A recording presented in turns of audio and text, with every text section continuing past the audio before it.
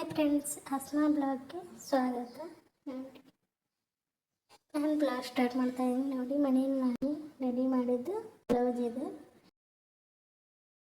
ನೋಡಿ, ಕಸ್ಟರ್ ಹೇಗೆ ಮಾಡೋಣ ಅಂತ ನೋಡೋಣ ಬನ್ನಿ.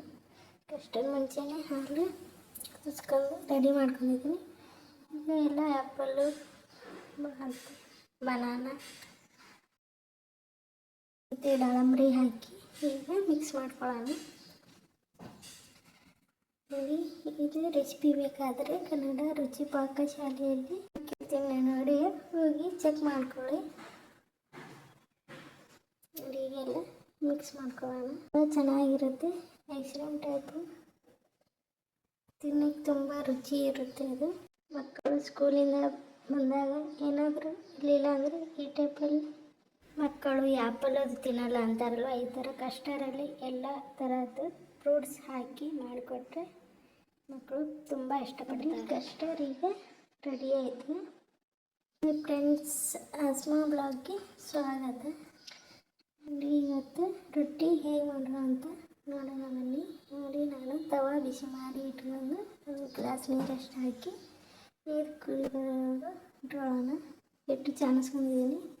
ನೀರು ಹಾಕಿ ಕಲಿಸ್ಕೊಂಡಿದ್ದೀನಿ. ಈಗ ಚೆನ್ನಾಗಿ ಹದವಾಗಿ ಕಲಿಸ್ಕೊಳ್ಳೋಣ. ನೋಡಿ, ಈಗ ರೆಡಿ ಆಯಿತು. ನಾವು ಉತ್ತರ ಕರ್ನಾಟಕದ ಶೈಲಿಯಲ್ಲಿ ಬಡಿತಾ ಇದ್ದೀನಿ. ಡೆಲ್ಲಿ ಎಲ್ಲರೂ ಉಜ್ತಾರೆ.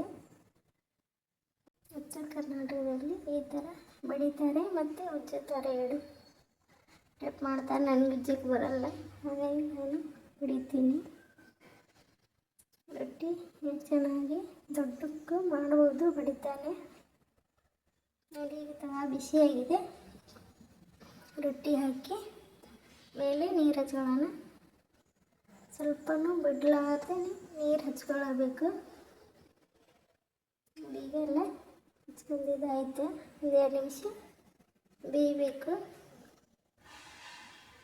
ನೋಡಿ, ಈಗ ಬೆಂದಿದೆ. ತಿರುಗಿ ಹಾಕ್ಕೊಳ್ಳೋಣ. ನೋಡಿ, ಚೆನ್ನಾಗಿ ಬಂದಿದೆಯಲ್ವ ರೊಟ್ಟಿ. ನೀವು ಮನೆಯಲ್ಲಿ ಈ ಥರ ಟ್ರೈ ಮಾಡಿ ನೋಡಿ, ತುಂಬ ಚೆನ್ನಾಗಿ ಮೆತ್ತಗೂ ಇರ್ತವೆ. ರೊಟ್ಟಿ ಪಲ್ಯ ಬೆಂಡೆಕಾಯಿ ಚೌಳೆಕಾಯಿ ಪಲ್ಯ ಜೊತೆನೂ ತುಂಬ ರುಚಿಯಾಗಿರುತ್ತೆ. ನೋಡಿ, ಯಾವ ಥರ ಪೂರಿ ಹೆಂಗೆ ಉಬ್ಬುತ್ತವೆ. ಸ್ವಲ್ಪ ಬಟ್ಟೆಯಿಂದ ಬ್ರಷ್ ಮಾಡೋಣ. ನೋಡಿ, ರೆಡಿ ಆಯಿತು ರೊಟ್ಟಿ. ಮಧ್ಯಾಹ್ನ ಊಟಕ್ಕೆ ಕುಂಬಳಕಾಯಿ ಪಲ್ಯ, ಅನ್ನ, ಸಾರು, ರೊಟ್ಟಿ. Thank you for watching video my friends.